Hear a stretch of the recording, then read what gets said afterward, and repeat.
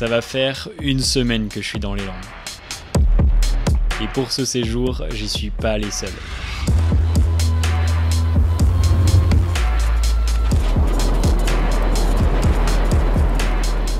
Je suis parti avec mes potes Hugo et Tom, deux vidéastes excellents dans leur domaine, et aujourd'hui j'ai envie de vous embarquer avec nous dans le salon de notre Airbnb pour échanger de façon transparente sur différents sujets. En fait, les gens ont plein d'idées et personne ne fait rien. Quand je vais passer à un rythme plus lent, mais je serai tellement rodé par ce que j'ai fait par le passé que ce sera beaucoup plus simple. Tu te donnes à fond à 1 million de %, être consistant et après les clients viennent. Je suis là, il y a des panneaux partout pour m'aider et sans GPS, je suis paumé comme un con. C'est quoi ce bordel? Avant de rentrer dans le vif du sujet, il faut que je vous présente en quelques mots Hugo et Tom. Ils sont tous les deux vidéastes à plein temps. Hugo s'est tourné depuis 2 ans vers la création de contenu. En parallèle de ses vidéos clients, il a créé une grosse chaîne YouTube sur le surf. C'est un gars qui m'impressionne par sa capacité à produire beaucoup de contenu sans sacrifier la qualité. On parlera dans la suite de la vidéo d'organisation et de stratégie de contenu. Vous verrez qu'il a pas mal de choses hyper intéressantes à dire sur le sujet. Du côté de Tom, il est moins orienté création de contenu. Sa spécialité, c'est les vidéos ultra travaillées qu'il réalise pour des marques, des agences de voyage et des festivals. Là, il rentre de Thaïlande où il a piloté une équipe de 8 personnes pour la réalisation d'un after-movie incroyable filmé à la RED, et sachant qu'il a 23 ans, je trouve ça impressionnant. Bref, maintenant que les présentations sont faites, il est temps de se poser dans notre salon pour discuter de tout ça. Bon, salut les gars, est-ce que ça va en cette magnifique journée ensoleillée à Osgore? Je suis chaud comme les pots d'échappement d'une bétonnière. La même. Parfait, moi aussi. Bon, aujourd'hui du coup, on va discuter de différents points qui, je pense, vont intéresser pas mal de monde, que ce soit l'entrepreneuriat, la partie un peu business de la création de contenu et la production vidéo. On va parler de matos, de créativité, de comment on trouve l'inspiration et même de petits sujets qui font un peu débat. Je pense que ça va être intéressant. Première question. Tom, tu as 23 ans, Hugo, tu as 24 ans. Vous vivez tous les deux de la vidéo. Quelles études vous avez fait? Est-ce que vous avez fait des études dans le domaine? Et combien de temps ça vous a pris pour vivre aujourd'hui de la production de vidéos en tant que freelance? Tous les deux, en plus, avec Tom, on peut répondre ensemble, c'est qu'on a fait MMI. Donc pour ceux qui ne connaissent pas, MMI, c'est métier du multimédia et de l'internet. Donc tu apprends plein de trucs, mais sans rentrer trop dans le détail. Genre tu apprends un peu du graphisme, un peu de la communication, surtout du site web, de la création de site web. Mais tu n'apprends pas, tu vois, devenir web designer. En gros, tu survoles énormément de choses et les trucs qui te passionnent, tu fonces dedans. Et je pense que Tom et moi, c'est ça. Ouais. Ce qui est génial avec ce diplôme, c'est vraiment que tu as un pack de skills et à la fin, tu en fais ce que tu veux, quoi. Tu vas dans la voie qui te plaît le plus et tu sais tout faire. Et du coup, vous faisiez de la vidéo avant ou est-ce que c'est ces études qui vous ont lancé dans la vidéo? Bah, moi, est-ce que je fais de la vidéo avant? Oui, j'en faisais avant. C'était mon passe-temps.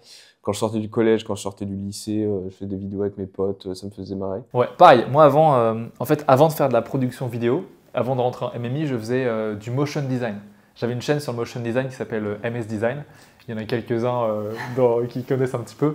Et en gros, avec un de mes meilleurs amis, Matt, on faisait une vidéo par semaine. C'était un tutoriel par semaine pour apprendre aux gens à devenir motion designer. Mais nous-mêmes, on ne savait pas comment faire du motion design. C'est-à-dire que toutes les semaines, on apprenait un truc à faire pour le faire apprendre aux gens en vidéo, tu vois.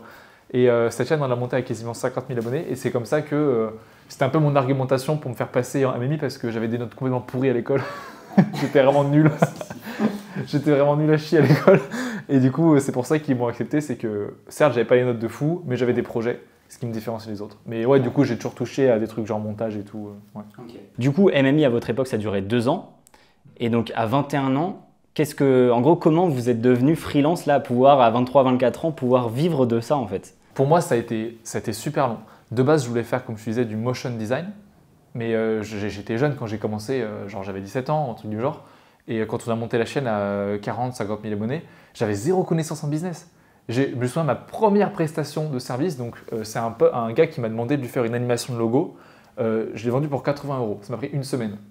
7 jours de travail, 80 € rentable. Mais au moins, c'était une presta rémunérée. C'était une presta rémunérée. Ouais. Et j'en ai fait des dizaines non rémunérées pour des potes et tout. Ouais. Mais après, c'est la vie. Et juste, au bout d'un certain temps, je me suis rendu compte que je kiffais le motion design, tu vois, faire des animations. Mais en fait, quand tu es motion designer, tu passes ta journée devant l'écran. Et moi, j'adorais l'aspect prendre une caméra, sortir dans le vrai monde et filmer des trucs. Et j'ai switché en production vidéo. Okay. Et à force, j'avais acheté un GH4. À force de faire des vidéos, etc., tu commences à faire des vidéos pour telle ou telle personne qui te recommande. Mais moi, j'ai vraiment galéré à trouver des premiers clients. Et Aujourd'hui, ça va mieux, mais non, j'ai vraiment galéré. C'est pas venu d'un coup en fait. Ça a été un long process, genre motion design, puis vidéo, puis plein de choses qui font qu'aujourd'hui, j'arrive à en vivre. Ouais, c'est un peu la même, hein. Le process est le même. Au début, tu sors, t'as pas de clients, donc il faut que tu crées un network. On en parlait avec Hugo là, ce matin, mais il faut que tu crées un réseau de gens qui ensuite te présentent d'autres personnes et il faut que tu te donnes à fond à 1 000 000% sur chaque prod que tu sors, être consistant et après les clients viennent de toute façon. C'est un long process, ça prend en général 1 an à 2 ans, ça dépend si tu es chanceux ou pas, mais ça vaut le coup à la fin. Puis toi aussi Ben, je sais que toi tu as fait un quadruple diplôme je ne sais où là. Non, moi, du coup, pour répondre à cette question, ce qui s'est passé, c'est que j'ai créé ma micro-entreprise en parallèle de mon école d'ingé. Donc moi, c'était pas du tout MMI, où il n'y avait rien qui touchait au multimédia, etc. Mais je faisais déjà de la vidéo avant. Ce qui s'est passé, c'est que ouais, j'ai commencé à être contacté par des entreprises de la région parce qu'ils avaient vu les teasers que j'avais fait pour l'école d'ingé et tout ça. Du coup, j'ai créé ma micro-entreprise. Et voilà, le week-end, je faisais des petites prestats à droite à gauche. Et en fait, comme les études étaient assez longues, en fait, ça a mis longtemps. Et quand je suis sorti d'école d'ingé, que j'ai fait un petit passage en école de commerce, j'ai commencé à travailler dans le monde du salariat. Mais en parallèle, je continue de faire des prestats. Et au bout d'un moment, forcément, ça marchait suffisamment bien pour pouvoir quitter mon travail de salarié. Et c'est exactement ce que j'ai fait. Donc, mais effectivement, c'est un process qui a mis pas mal de temps. Surtout que moi, c'était que le week-end que je faisais ça. Mais selon vous, quel est votre élément différenciant qui fait qu'aujourd'hui, ça marche pour vous? Est-ce que c'est, vous pensez que vous travaillez plus que la moyenne, du coup, ça a marché? Est-ce que c'est parce que vous avez un bon réseau? Est-ce que c'est une autre raison? Enfin, quel est l'élément qui fait que ça a marché aujourd'hui pour vous, quelques années plus tard? Moi, je dirais que c'est le style de production, style visuel et rapidité pour satisfaire le client. Rapidité en termes de livrables, à quelle vitesse est-ce que tu délivres le travail. Parce que je sais qu'il y a beaucoup de personnes qui vont se dire « Ok, selon le contrat, il y a 1 semaine » et qui vont vraiment attendre la deadline. Sauf que la réalité, c'est que ton client, plus vite tu lui délivres, plus vite tu vas pouvoir discuter avec lui du produit et avoir quelque chose où il est vraiment satisfait et prendre le temps avec lui. Et je dirais que c'est peut-être ça qui m'a permis aujourd'hui d'avoir autant de clients. Et je trouve que c'est ce qui te définit bien. Parce qu'on reconnaît tes vidéos, tu vois. C'est nickel, c'est parfait. Et toi, Hugo? Si je devais essayer de réfléchir à moi ce qui me différencierait, ça serait pas autant au niveau de la qualité de mes vidéos, parce que j'ai des vidéos qui sont quali, mais c'est pas un truc où genre tu te dis vas-y, je me souviens de ça, c'est vraiment un truc différentiel. Je pense que moi, ce qui fait la différence, c'est moi qui suis dans la vraie vie, je suis très je suis vraiment très moi-même en fait quand je parle aux gens, et je pense que de par l'authenticité, en fait je pense que j'ai peut-être une prédisposition à connecter avec les gens et à bien m'entourer. D'aussi loin que je me souvienne, à chaque fois que j'ai eu des soucis, il y a toujours des gens qui m'ont tendu la main pour m'aider, ou dès que j'étais dans la galère et que je ne trouvais pas de clients, je contactais des gars que j'avais rencontrés je ne sais plus où pour leur poser des questions, genre mec, comment tu fais? Comment tu fais pour avoir des clients? Moi je suis nul. J'étais bon en vidéo, j'étais bon pour faire des montages, enfin, c'est pas un truc excellent, mais je savais faire une vidéo quali. Par contre, en démarchage, en marketing, je suis une quiche, je suis nul. Du coup, j'ai contacté tous les gens de mon réseau au fur et à mesure que je grandissais, et il y a toujours eu des gens qui m'ont donné les bons conseils au bon moment. Ce qui fait que c'est peut-être ça qui a fait que je me suis peut-être différencié, c'est j'ai toujours pivoté, je me suis toujours remis en question énormément. Je ne suis pas resté buté sur un truc tout le temps. Et pareil, c'est quelque chose qui définit Hugo, il pose 10 000 questions à tout le monde, depuis toujours. Mais d'ailleurs, la première fois qu'on s'est vu, tu me posais 10 000 questions, 10 000 questions. La même, vraiment pareil, même expérience. Au final, si vous avez des questions à poser à des gens et vous n'osez pas trop, faites-le. Ça peut tout changer, honnêtement. Être curieux, c'est très important. Ouais. Mais tu vois, et ça me fait penser à un truc, il y a maintenant, pour ceux qui ne savent pas forcément, j'ai une chaîne YouTube sur le surf. Et c'est l'une des premières chaînes maintenant en France sur le surf. Et il y a beaucoup de jeunes entrepreneurs ou de vidéastes qui me contactent des fois pour me dire vas-y, tu n'auras pas un conseil pour m'aider, etc. Et moi, j'adore quand on me contacte parce que c'est exactement ce que j'ai fait. Moi, il y a 3 ans en arrière, quand je voyais des gens connus, entre guillemets, je les contactais, je leur envoyais un message sur Insta. Ouais, mec, comment tu fais? Vas-y, on peut s'appeler et tout. Et j'étais tellement refait qu'il y en a qui m'accordent du temps. Qu'aujourd'hui, maintenant, même des gens que je ne connais pas, je leur accorde 1 heure et tout en Google Meet. Et juste, je leur dis tout ce que je sais parce que j'ai envie d'avoir un bon karma, d'aller au paradis. et du coup, je rends un peu ce qu'on m'a donné. Ok, donc maintenant qu'on a parlé de votre parcours et des choses qui vous différencient des autres, on va parler d'organisation. J'ai envie de savoir comment vous organisez au quotidien pour arriver à produire des vidéos pour des clients, plus une chaîne YouTube et les réseaux. Est-ce que vous êtes plutôt papier, plutôt Notion, autre logiciel? Moi déjà, je vends plus du tout de prestations pour des clients, ou alors rarement, ou alors c'est vraiment un client que j'adore. Genre un client avec qui j'ai déjà bossé, avec qui ça se passe très bien, mais je m'épanouis plus trop dans le freelancing. Maintenant, je m'épanouis vraiment quand je vends mes propres produits et services qui apportent vraiment de la valeur aux gens, qui me passionnent, et moins dans la pure prestation de service. Et du coup, niveau organisation, vu que je bosse pour moi et que j'ai pas de clients qui me donnent des directives, bah, j'essaie vraiment d'être dans l'efficacité. Et je me souviens, alors ça va être marrant, si j'ai regardé la vidéo, il va se marrer. J'ai bossé pour une chaîne qui s'appelle Naotech. Bah, vous connaissez tous, je pense. Obviously. Voilà. Et Jérôme de Naotech, je le considère un peu comme un de mes mentors, il me disait souvent quand je faisais les montages d'un truc, Hugo, le mieux est l'ennemi du bien. Autrement dit, 80-20, arrête de perdre ton temps à faire des trucs inefficaces. Et c'est un truc que j'ai implémenté de fou dans toute ma vie et je pense que vous pouvez en témoigner. Il nous en parle tous les jours. 80-20, il dit ça à peu près 100 fois par jour. Ouais. En fait, les gens, je sais pas pourquoi, les gens se concentrent sur un truc inutile tout le temps. Et du coup, moi, j'essaie vraiment d'être efficace. Je me suis fait des presets, je me suis fait des presets pour le son, pour l'étalonnage. J'ai un process hyper rapide pour le montage. Oui, c'est pas parfait. Vraiment, c'est pas parfait. Il y a plein de petits détails et des fois, genre des vrais vidéastes ultra guéris vont me dire « Ouais, mais là, il y a un truc qui va pas. » Je m'en fous. Au moins, je sors. Tu vois, ma vidéo, elle sort, elle est publiée. Et peut-être que la 50e sera excellente alors que la première sera pourrie. Mais au moins, j'ai sorti un truc. Et du coup, pour moi, j'ai une marge de progression qui est immense et ma courbe de progression est hyper exponentielle parce que je produis tout le temps. Du coup, au final, 80, oui, c'est pas parfait, mais pour moi, c'est très efficace. Mais je sais que Tom, toi, tu es beaucoup plus pointilleux sur tes montages. Et là où moi, je pourrais prendre littéralement un jour pour faire une vidéo YouTube, toi, ça te prend un mois. Mais par contre, tu sors des trucs qui sont peut-être plus impactants. Ouais, je mise plus sur la qualité, tu vois, finalement. Et c'est vrai que c'est pas quelque chose qui me ressemble de sortir de la quantité, finalement, parce que j'ai essayé, hein, pourtant, m'organiser à faire pas mal de reels, par exemple, etc. Et non, pour moi, ça n'a pas de... Après, chacun fonctionne différemment, tu vois, forcément. Après, pour revenir à ta question, Ben, sur comment je m'organise, je fonctionne beaucoup en ce moment avec la technique du time blocking, je sais pas si ça s'appelle comme ça, mais c'est vraiment la veille par exemple, ou même la semaine juste avant, j'essaie de me dire ok, bah tel jour je vais faire à telle heure je vais faire tel truc. Je me mets vraiment des créneaux de travail en fonction de mes tâches pour essayer d'être le plus productif possible évidemment, mais aussi pour me dire par exemple si j'ai un projet perso en cours à côté de mes projets clients, comme ça a pu m'arriver pas mal de fois l'année dernière, je me dis ok, bah à tel moment de la journée je bosse sur ce projet client et je l'éparpille sur la semaine en séquencé. Et l'après-midi, le reste du temps, bah, je suis sur mon projet perso et comme ça, j'ai le temps de faire les deux en une journée. Et tu arrives à bien respecter cet agenda ou pas? C'est pas évident, mais c'est de la discipline et en vrai, avec la discipline, ça se fait. Ok. Et tu utilises genre Notion ou un truc comme ça? Ouais, Notion. Et puis voilà quoi. Notion, calendrier, et après ça part. Hugo, tu utilises beaucoup Notion, je sais. Ouais, Notion. Tu es assez pointu sur l'organisation là-dessus. En fait, tu as plein de gars, ils vont te vendre des templates Notion ultra complexes. Pareil, 80-20. Je supporte pas les... Non mais vraiment, je supporte pas les templates Notion où tu sais, chaque case de ta journée, il y a une catégorie qui est rangée quelque part, rien à foutre. Hein. Moi vraiment, c'est une to-do list basique avec limite une database, c'est tout. Il n'y a rien de plus, rien de plus. Okay. Et pour moi, moins il y a de points de friction, plus c'est simple, plus tu es efficace. Et je reviens, tu sais, où tu disais, ouais, garder la qualité, etc. J'estime que mes vidéos, c'est pas les meilleures en termes de qualité, mais il y a quand même un niveau de qualité, je trouve, assez fou, ça paraît prétentieux, mais assez fou pour le rythme que j'ai. Ça fait 2 ans ou quasiment 3, que je poste une vidéo toutes les semaines. Tous les dimanches, je poste une vidéo qui fait entre 5 et 20 minutes. C'est large, mais moyenne, c'est on va dire 10 minutes. Mais voix off, drone, caméra, storytelling, étalonnage. Plus les versions verticales. Plus les versions verticales, plus d'autres projets à côté, les clients, les prestations, etc. Et c'est là où je me dis, je pense que j'ai bien atteint un objectif 80-20, c'est que ça fait 3 ans que je le fais. Non, mais c'est un truc, clairement, je t'admire pour ça. Parce que moi, je suis plus... Non, mais je suis plus comme Tom.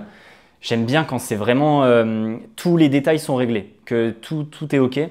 Et c'est vrai que là, ça fait quasi une semaine qu'on est ensemble.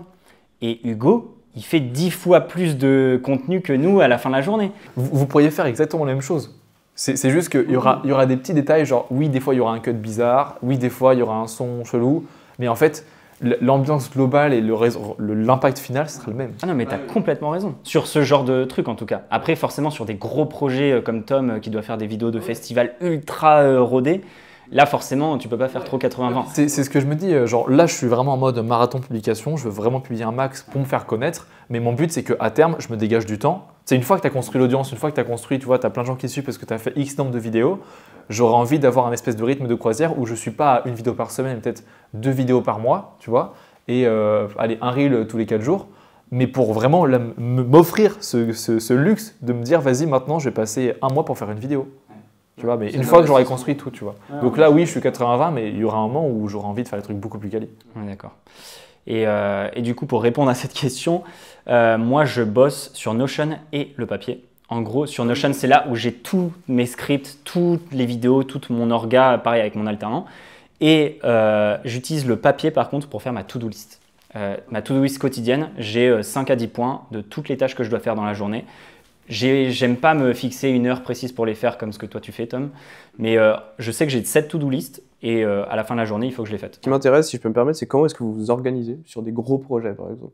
Est-ce que vous séquencez vraiment? Parce que je sais que moi, par exemple, sur un gros projet, je vais avoir tendance à prendre le gros truc, diviser en beaucoup de tâches, le séquencer et l'organiser par jour. Tu sais qu'aux Philippines, son film là, Lost in Paradise, moi je le regardais des fois, comment il s'organisait, Tom. Non mais wesh. Il a un Milanote avec 1 milliard de moodboards de photos de partout.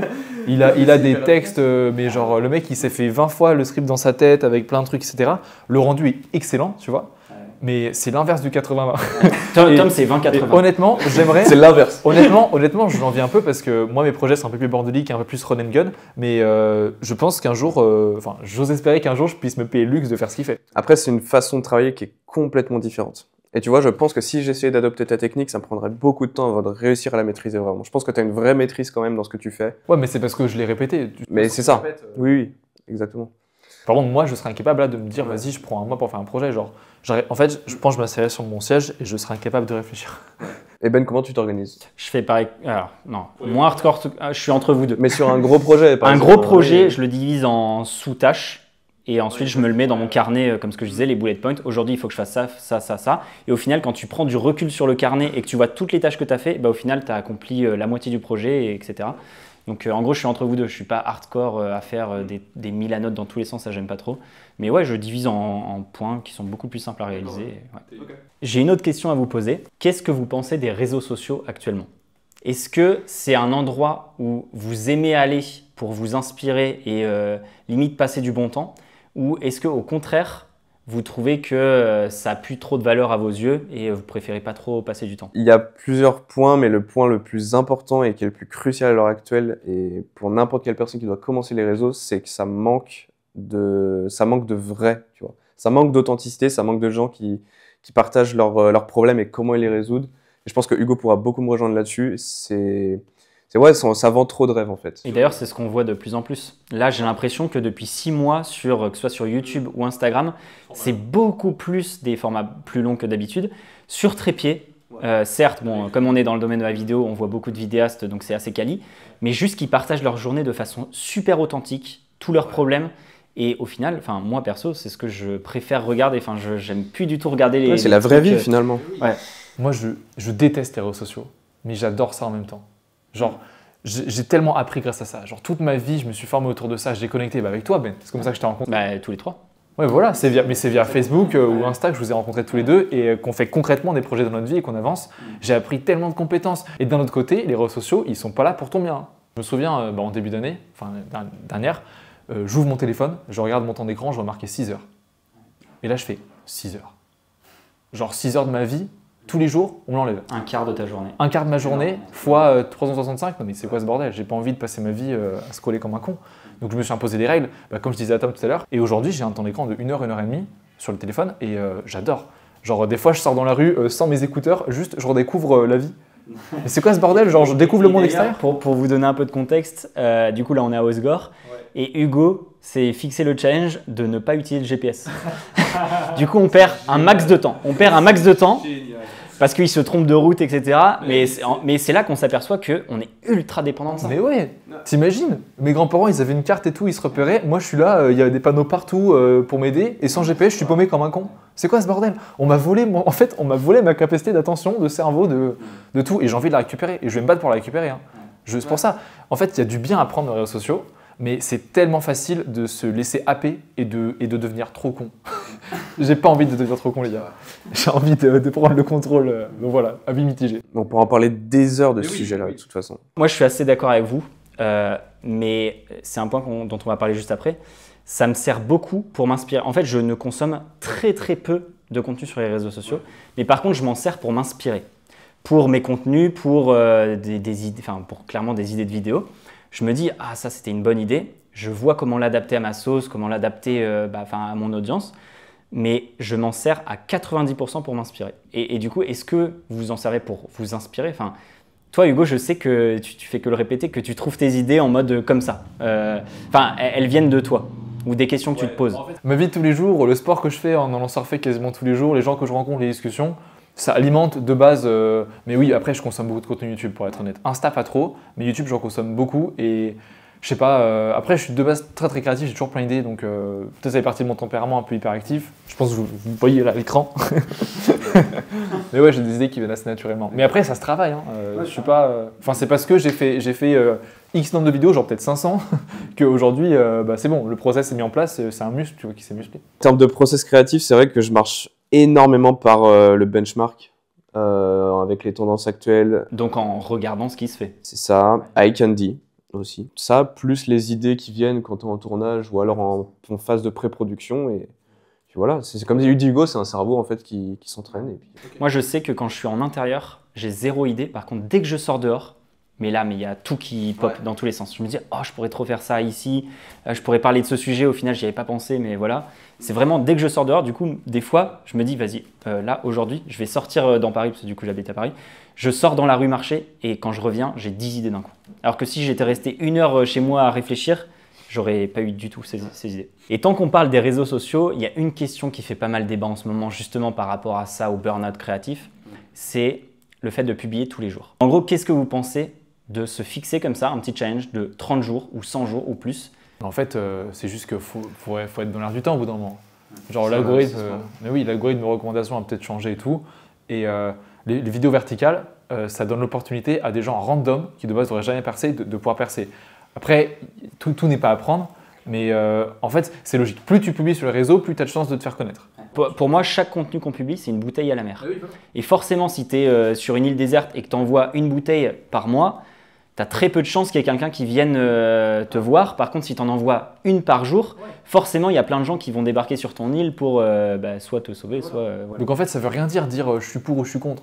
T'es pour ou contre quoi? De créer enfin, ça veut rien dire. Donc en fait, moi, je me sens capable de le faire en faisant une par jour. Oui, obligé, t'en fais une par jour. Au lieu d'une par semaine, la qualité diminue. Mais je veux dire, ce qui compte, c'est surtout le fond, la substance, tu vois ce que tu dis. Donc moi, j'estime que je pourrais pas faire ça toute ma vie, mais ça me dérange pas pendant 3 mois de me challenger et surtout, ça trotte de ouf. Après, tu es hyper chaud pour trouver des idées, monter, etc. Tu es hyper efficace. Donc tu fais ça 3 mois. Bon, après, une fois que tu as ton rythme de croisière, vas-y, t'en fais un tous les 3 jours, ça passe. Et je trouve que ça permet de se roder et de trouver des process, de trouver des solutions pour créer, etc. Trouver des idées beaucoup plus vite. Et au final, quand on s'arrêtera de publier tous les jours, parce que clairement, moi, c'est pas mon but de publier tous les jours, parce que mine de rien, ça prend beaucoup d'énergie. Quand je vais passer à un rythme plus lent, mais je serai tellement rodé par ce que j'ai fait par le passé que ce sera beaucoup plus simple. Beaucoup plus simple. Et toi, Tom? Moi, j'ai essayé, mais c'est vrai qu'après, ça dépend en fait de l'objectif de chacun, ça dépend de ce que tu cherches en fait à développer. Et après, c'est vrai que j'y pense, en vrai.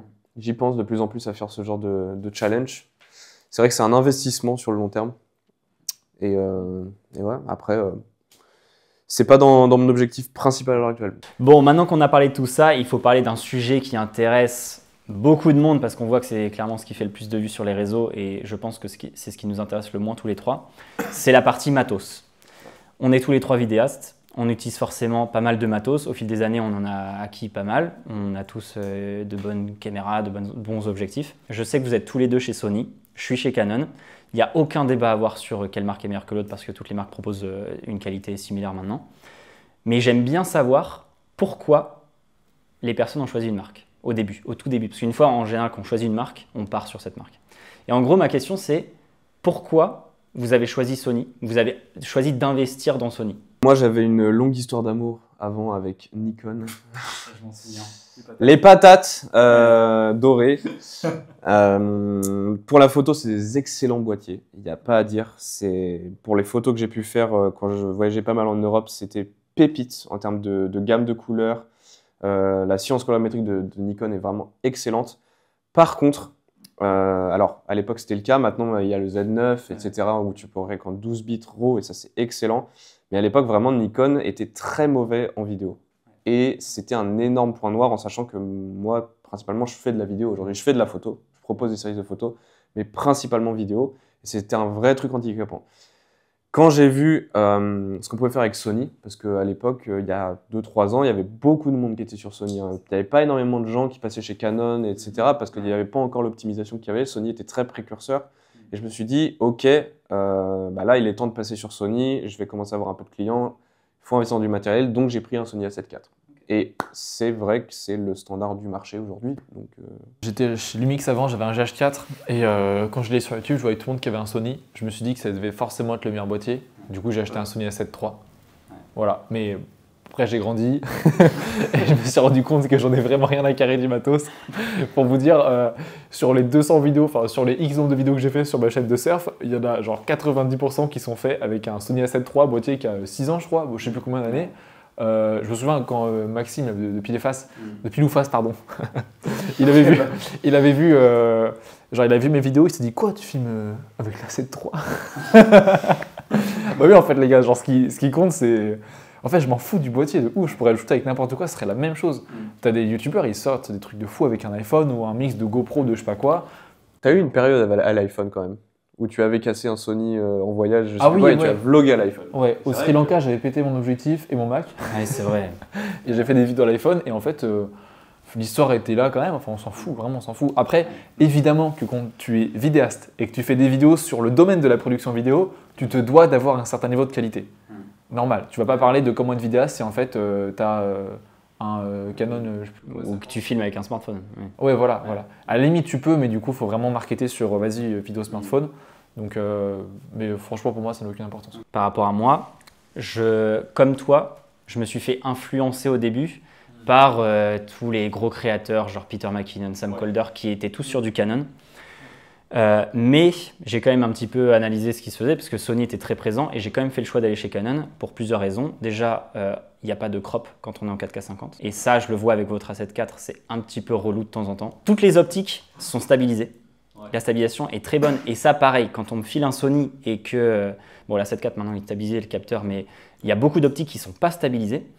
Et ben, je vois mais tout de suite la différence. Je vois tout de suite et je me dis, ah, c'est pas aussi smooth que si je l'avais fait avec mon boîtier, donc avec le Canon R6.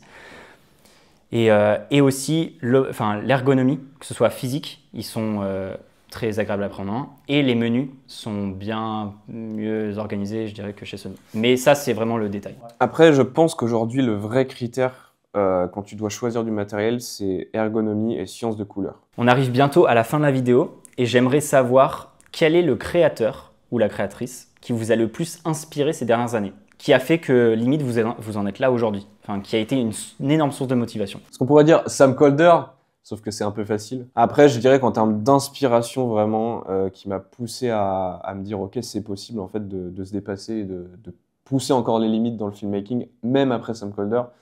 Je dirais que c'est un gars qui s'appelle Jacob, qui s'appelle sur Insta Feral Films, qui a mon âge quasiment, et le gars a renversé l'industrie du filmmaking, en tout cas en termes de vidéo, création de contenu, short content, il a tout renversé en l'espace d'un an. Il a participé à je ne sais pas combien de contests, il a tout gagné, et tout ça avec une bonne organisation et un max de motivation et de déter. Et je pense que c'est vraiment le nom qui m'a inspiré depuis ces 2-3 dernières années-là. Moi, c'est compliqué. Hein. En fait, il y a beaucoup de gens qui m'ont inspiré à pas un endroit différent de ma vie, mais je pense que c'était deux, quand même. Vas-y. Ah ouais, si en deux, ouais. Évidemment, Sam Calder avec son A-Team, quand je l'ai vu sur Paris, le film, j'étais là, mais waouh, ça m'a donné une envie de voyager du feu de Dieu. La personne qui m'a vraiment fait me poser et qui m'a vraiment touché, tu vois, dans ce que je regardais, c'est Greg Zway. Ok. Pour quelle raison? Je sais pas, en fait, c'était tellement naturel et tellement posé, et surtout qu'il filme quasiment maintenant toutes ses vidéos à l'iPhone, et hyper 80 déjà, c'est très très cool. Mais c'est surtout, il prend le temps, tu vois. Il prend le temps et puis tu as des plans fixes. J'adore les plans fixes, tu vois, où tu as un plan fixe, une voix off et le bruit de la nature et tout, et je sais pas. Ça m'a beaucoup inspiré dans le fait de peut-être plus poser mes vidéos, les cadrer et aller à l'encontre de cette mode de toujours musique électro, transition, gna. En fait, j'en ai trop marre. Et ça m'a tellement brûlé le cerveau que voir des fois du Greg Zway, ça me rafraîchit. Je regarde plus trop, je t'avoue, en ce moment.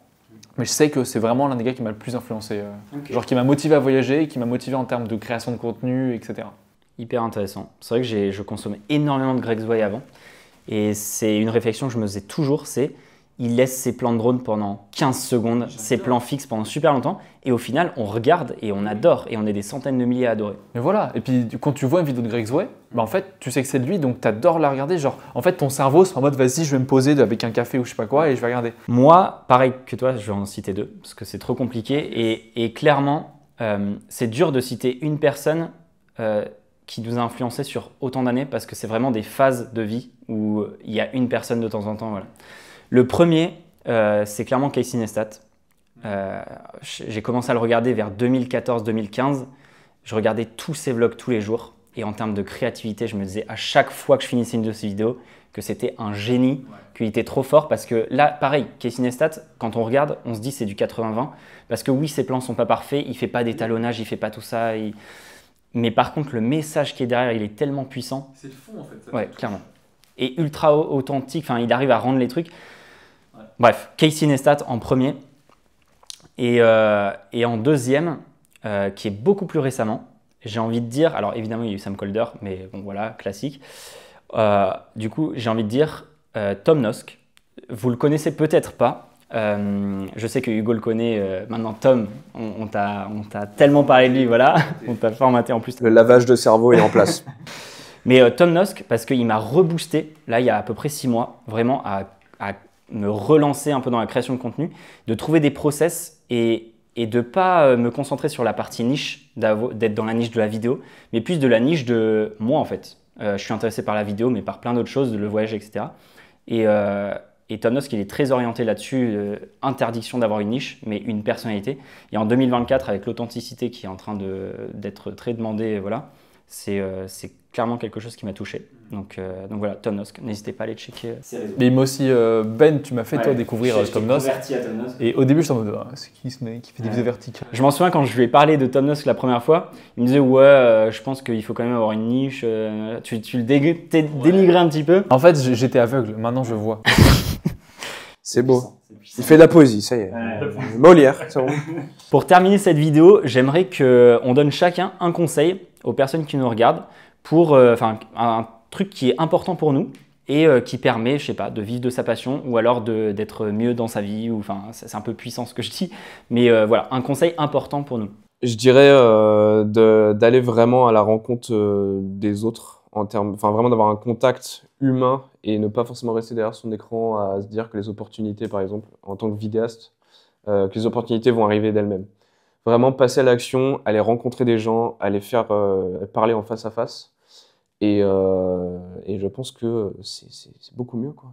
Ça apporte beaucoup plus d'humanité et de la connexion, en fait, pour se faire même un network, est beaucoup plus efficace. Et ce qui te permet ensuite d'avoir quelque chose sur le long terme. Ouais, on est d'accord. Et sans ça, on ne serait pas là tous les trois aujourd'hui. Hugo?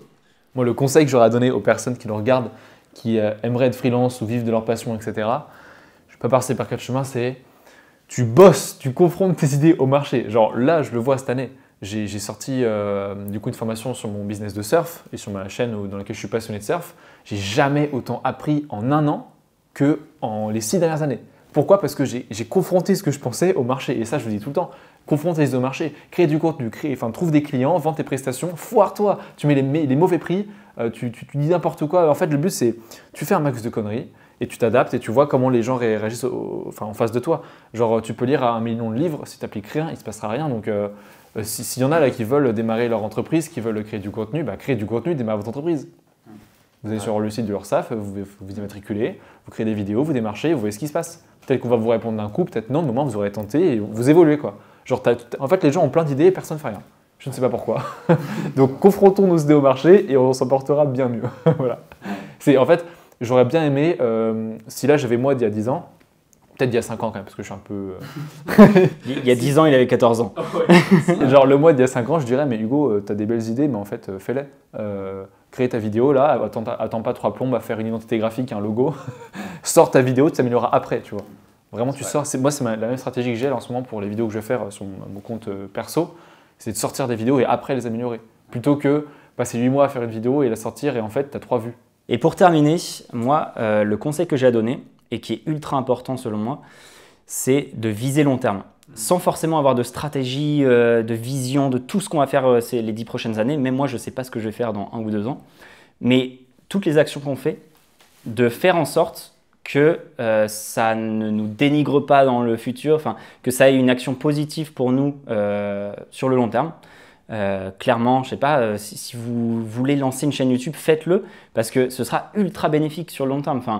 À court terme, c'est pas du tout rentable, mais sur le long terme, c'est quelque chose de bien. Lancer une newsletter, des choses comme ça, et c'est vraiment des choses que je suis en train de lancer actuellement ou que j'ai déjà lancé il y a quelques années. Et si je l'ai fait, c'est parce que je me dis que sur le long terme, c'est des choses qui sont bien, qui ont un impact positif sur ma vie, et de ne pas vouloir saisir tous les objets brillants qui passent sur notre chemin, de vouloir bifurquer toutes les 2 secondes. Il faut quand même avoir un cap, et selon moi, il faut avoir un cap quali qui fait que sur le long terme, les choses iront bien pour nous. Bon les gars, merci d'avoir répondu à toutes mes questions comme ça, d'avoir pris le temps. C'était grave cool, je pense que les gens derrière la caméra ont été intéressés. Vous direz ça dans les commentaires si vous voulez que j'en fasse plus de vidéos de ce type. En tout cas, ouais, merci beaucoup. Je pense qu'on va couper la caméra et aller se balader dehors. Et je mets du coup les liens vers la chaîne de YouTube de Hugo, la chaîne YouTube de Tom, leur Instagram en description. Et on se retrouve très vite dans une prochaine vidéo. Salut. Ciao, à la prochaine. Bise.